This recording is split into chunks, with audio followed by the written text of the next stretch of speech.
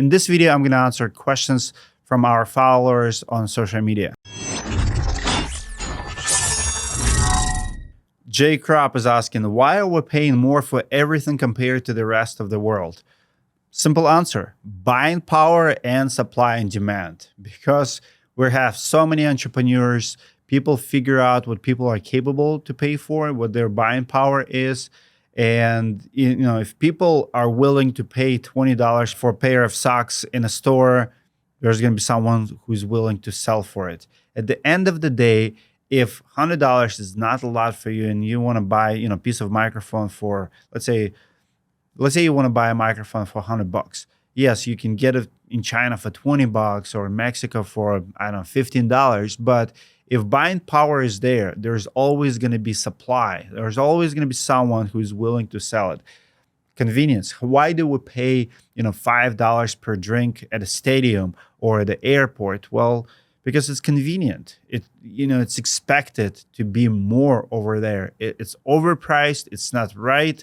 The value is not there, but you're not going to pay the same price at the airport that you can get at Costco or gas station. So supply, demand, and the buying power in the United States is great. Taylor Root is asking, the other day you said you had a target on your back. Are you going to talk about this and what happened? I have to be very careful. The target is very big. It's actually have to do with the underlayment business.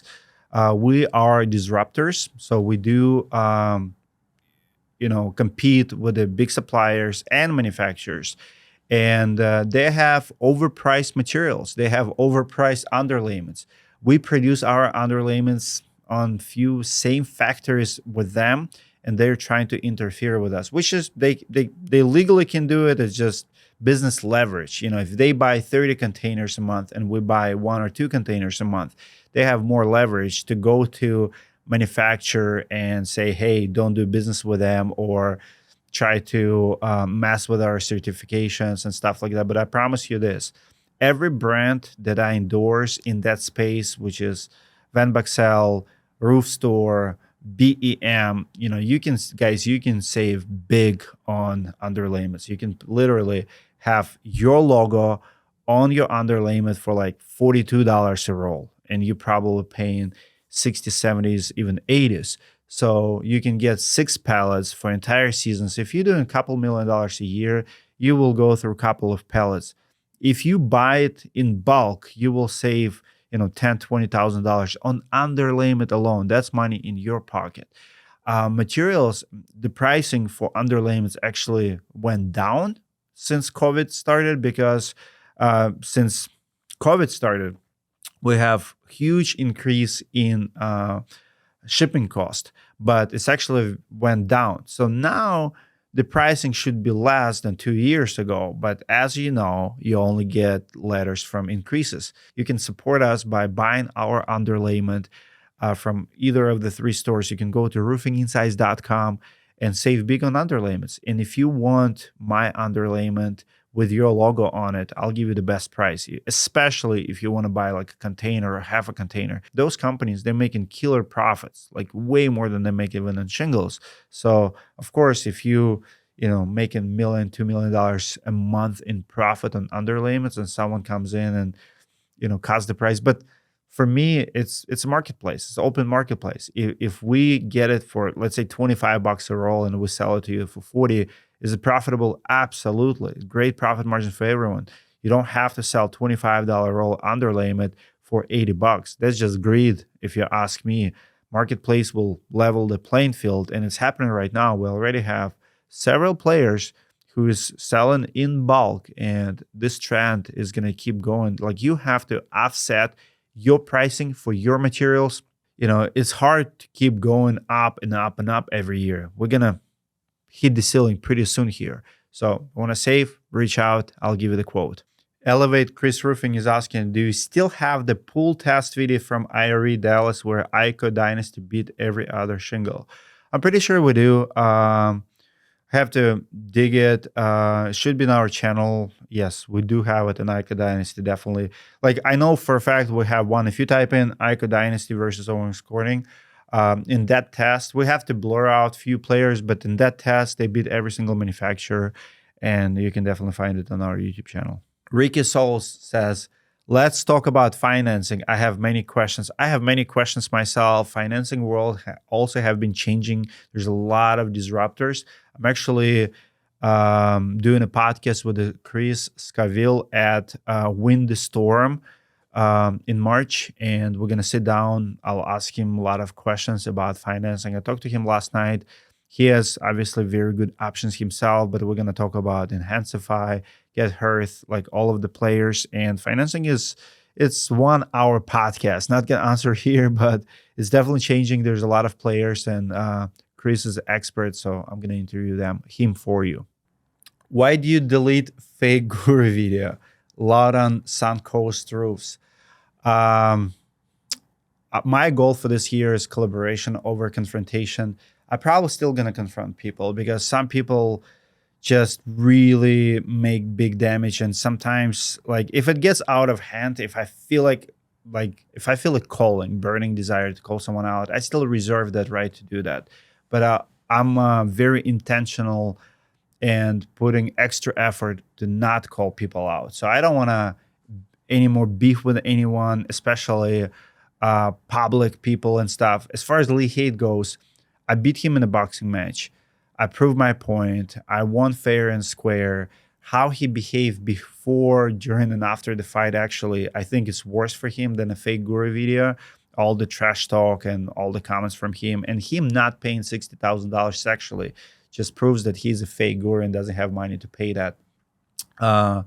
So he exposed himself in such a way that I don't have to do anything to expose him any further. And I would argue that our boxing video with all the trash talk before is worse for him than a fake guru video itself. So I don't see the point. I don't want to keep fighting the guy. I did not have to do it.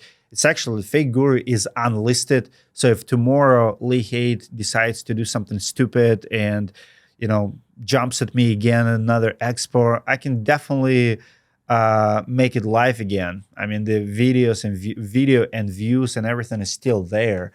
So can I make it live again? Yeah, you just go from unlisted to listed again. I mean, that's easy task. I wanted to be a bigger man. I deleted, make it unlisted so people cannot find it, make it private. Depending on his behavior, if he's going to keep talking trash, if he's going to keep, he's saying that, I spread a lot of lies with him, but he could not mention one lie. So the thing is, the video is true. He is true fake guru who fakes up stuff, to sell his courses. That's him. I don't need to do anything with that. I don't need to call him out anymore. I want to be a bigger man. I proved my point in the ring. We settled. Beef is settled. There's nothing else to be said. And that's why I felt like the right thing to do was to delete that video. Steven Sexton says, what is the best response to a homeowner who asks you to email them a quote before you go out there? Well, first of all, I don't know how you can get a quote before even going there. So you can definitely use something like Roofle on your website, and I highly recommend it. Instant quotes are popular. I talked to one contractor yesterday. They had 550 leads from their website for instant quotes. So someone comes to your website and they put their address, their email, whole 9 yards. You can give them a quote without going there. That's not a problem. But it's a rough estimate, rough quote. It'll save you time. And maybe they're not everyone is your customer. So if customer is asking for you to email them a quote before you go there, immediately you should ask yourself if this is your customer. Because most people who are doing their homework, due diligence, they want to meet the homeowner. They want to get educated about the problem. They want to do it right. People who ask for a quote before you arrive, they're not doing it right. They're not thorough, and maybe they're not the right people. Now, what I would do in this case, I'm a big fan of Roofle and instant quote technology. There's several options there. If you go to roofinginsights.com, I'm always going to list all the options who I recommend in that space.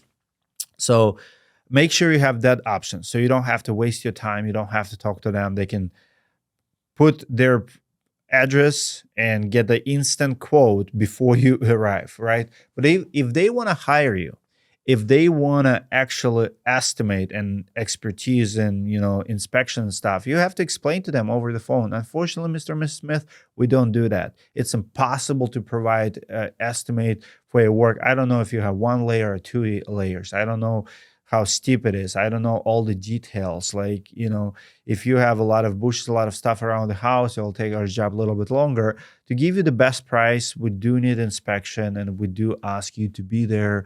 And when are you available? And then I would ask, do you work days or nights? When are you available? What's the best time for you? It's a free, no obligation, no pressure. If you explain to people and they trust you that you are not pressuring them to sell, there's no obligation. Our estimates are free. You're not going to feel pressured. And if you need a roof, we would like to provide you inspection and the estimate, but it's impossible to do it over the phone or via email. Would you like to schedule estimate? If the answer is no, they're not your customer. If the answer is yes, schedule the appointment, go out. After you do the appointment, make sure you present it right there and then and ask for the business. Here's the price. How does it look? Would you like to start the project today? Because so many contractors, they arrive, they already have this notion that it's a bad customer and I'm going to just email it to them. Well, now you being lazy. You they're there, ask for the business. The more you ask, the more you're going to get it. If you're not going to ask, if you're going to start playing texting game or calling game, I know it's easier. Nobody likes confrontation. Nobody likes to hear no, but you have to learn how to close the deal and how to ask for sale. And by the way, asking for the sale is not hard close. You're just asking for the sale. That's it. So that's how I would answer that question. Are you ever going to do a follow-up video on nationwide roofing? Unfortunately, the time of calling out companies and stuff, it's a full-time job. We decided not to do that anymore. I don't think I'll be doing follow-up on nationwide roofing unless they get like in the news. The only call outs and updates we do now is our Sunday news. Make sure you like those news though, because what's happening is we put a lot of work to do one episode of news, and then we have very little engagement. And then people demand certain content. If you like our content, if you like our news, if you like us calling out and doing updates and comments, make sure you like and comment and engage. Those are huge, because if I do the video and there's 7 different news and we only have, I don't know, like 50 likes, and I'm like, nobody's watching. That's the signal that you're sending to me. So for me, if you want more content of certain kind, make sure you engage in it. Caleb Hansinger, huge fan. My question would be, in running roofing crews, what are major points necessarily to be the best leader in organizing of the crews? How do you find your guys, and how do you determine pay and hours? Well, hiring guys in construction industry, being a good leader, obviously it's a must-have trait. Like, you just have to be fair, you have to be reasonable, you have to think about them first, then you. And like, good leaders in any industry, and especially in the roofing and construction, is they pay themselves less, they eat less. So you guys have to see that you're the hardest worker. People follow people who work hard. If you see your boss working 2-3 hours a day and spending the rest of the day on TikTok, they really want to build that business. But if they see you hustling, if they see you organizing, they see you investing in yourself, in your business, in the tools and vehicles and stuff like that, they will follow. The word spreads pretty fast in the roofing community, in the cruise community, among laborers. Everybody's asking, like, where's the best companies to work for? So if you are that guy, if you have good reputation, you're paying on time. Every Friday, there's a paychecks. Every Monday, there's, trailer with the tools, with the work ready to go. People are going to follow, and the word will spread around. You're going to become a magnet for the crews and for laborers to come to work for you, not the other way around. But if you're a bad boss, if you're slacking off, if you just want to boss people around, yeah, you will be chasing people and begging them to work for you. So become a better leader, do the best you can for them, and they will follow you. That's my answer. I need your help calling out a thief in the industry. Mark Device, he owns 3-town construction, Florida roofing and gutters. Here's my take. I get comments like this all the time. I need your help. Call out this guy. Why don't you call out that guy? Here's my take on it. You don't need me to call out anyone. Every single person who's watching this, you're probably watching me on this device, some kind of smartphone or maybe tablet or computer. But most people watch now on the smartphones. This smartphone can also record you. YouTube is free. Facebook is free. Just because I've called out someone before doesn't mean that I have to do it again. And it's not my full-time job, and it's not my job at all to call out every single crook in the industry. So I've been getting a lot of attacks, a lot of hate, a lot of accusations that I'm a sellout somehow and I'm a bad guy or this and that. It's like, oh, why don't you call that guy? Or, you're biased or you're not doing this. Like, listen, I did not sign up for this job. You can change your industry too. You can change your circle. So MTA archives. If you know, in fact, that Mark Device is a crook and he's a bad person, what stops you to create Facebook video? Go in, turn in. Hey, my name is, and I want to call out this person. He's a crook. Here's why. Plain and simple, 5 minutes, 10 minutes, upload it to Facebook. I promise you it will go viral. It will get attention. I might share it. I might react to it. Send me the video, but show me that you are willing to do it first. But if you're not willing to do something and you're sending it to me, I'm sorry, I'm calling you out. You are too soft. You are too weak. You are biased and you are sellout. I mean, why didn't you do it? So many, like, I'm talking about 10, 20 people per month accusing me of something like this. I need your help. Why don't you do this? Call out this. When are you going to call out that? It's not my job, guys. If you have someone in your market and you want to call them out and you have the information, same goes with insurance corruption. Someone, I forgot the name, have been calling me every single post. This guy went above and beyond. Dimitri, when are you going to call out insurance company? Listen, watch Roofing Insights YouTube channel. I've called out insurance companies like 30 times. So this guy has been going on post after post. Dimitri is corrupt. He's not calling out insurance companies. Well, I have information. You want to share it? Why don't you share it? You have information about insurance corruption. You have a phone. Why don't you make a video?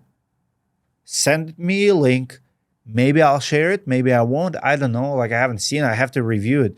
But just saying that I have something and you have to do it, honestly, it makes you sound like a jerk and a bully. Now you're bullying me to cover your story and you're not willing to do it yourself.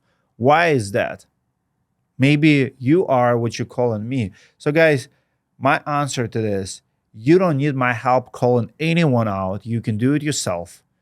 If you call someone out who is true crook and other people see it, you're going to get great engagement.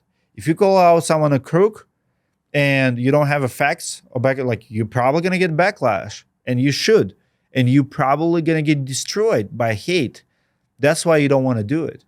But if, let's say you have a business owner who did not pay 30 sales reps, you call him out, other 29 sales reps will call him out too.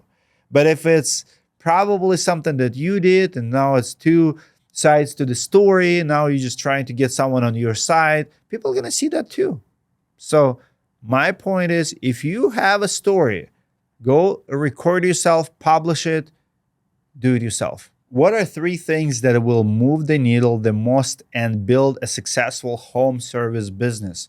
Repairs, repairs, repairs. Top 3 things. So selling online, huge. Have offer on your website before you even go out there. Tell them how much it's going to cost. Be transparent with your pricing. Guys, it works. Companies who do it, they're killing it. We look at the car sales market. They sell cars and all the pricing for the cars are online, and dealers still prosper. So you're not going to go out of business if you're going to have pricing online. I promise you that. You're also not going to go out of business if you're doing profitable repairs.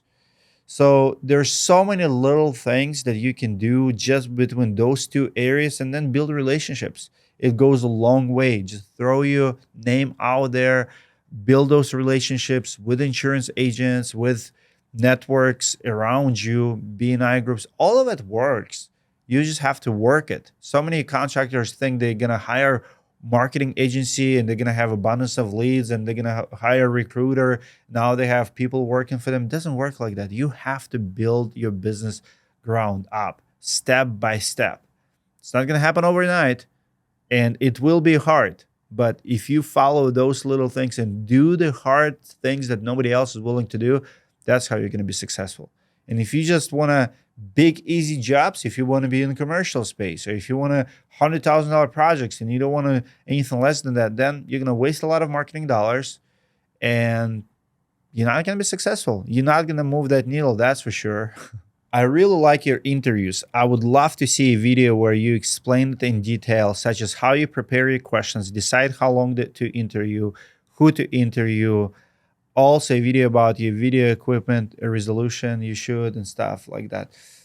We're probably going to make a video sometime in the future about our setup and stuff. But also, if you are in my marketing fitness program, we do teach that. We actually edit your videos. And if you're in a program, like stuff like that, the technical data, everyday stuff, like, you can sign up today for like, what is it, $97 a month. And every Monday I go over marketing video. Every week we talk about video.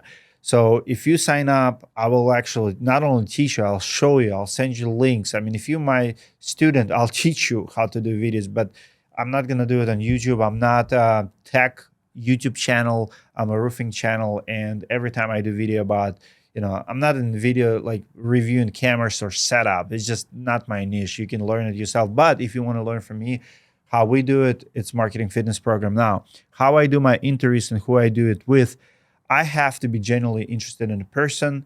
I usually have about 30 questions. So all my interviews are very similar. It doesn't feel like it because every guest is going to have different story and stuff. But here's my formula for success in the interviews. I usually prepare about 30 questions. Sometimes with the follow-ups, it can be anywhere from 20 to 40, but usually I shoot for 30 questions. First 10, and I have 3 sections in my interviews. First 10 questions are personal. Personal background, how did they get in the business, kind of upbringing, family life, you name it. Usually with the follow-up questions, it goes really quick into business discussions and stuff, but usually I want to ask person 10 personal questions. Work-life balance, how many businesses they have, like stuff like that, what they like, what they don't like. Then second 10 questions, I ask about the business they're currently in. What are they working on? What are they famous for? So if it's public adjuster, it's about public adjusting. It's a roofing business owner, it's all about their roofing business.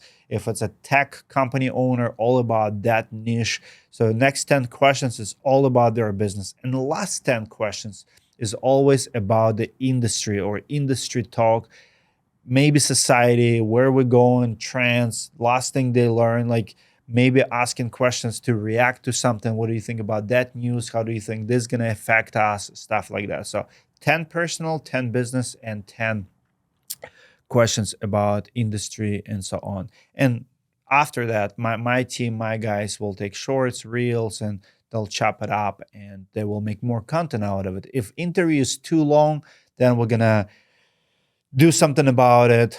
Maybe do part 1, part 2. I don't separate personal versus business because when you listen to someone, you want to talk about different topics. You want to, get people be interested in the entire interview. And that's how I found it's interesting for me. And then I created this formula years ago. And if it's not broken, don't fix it. This is how I interview people.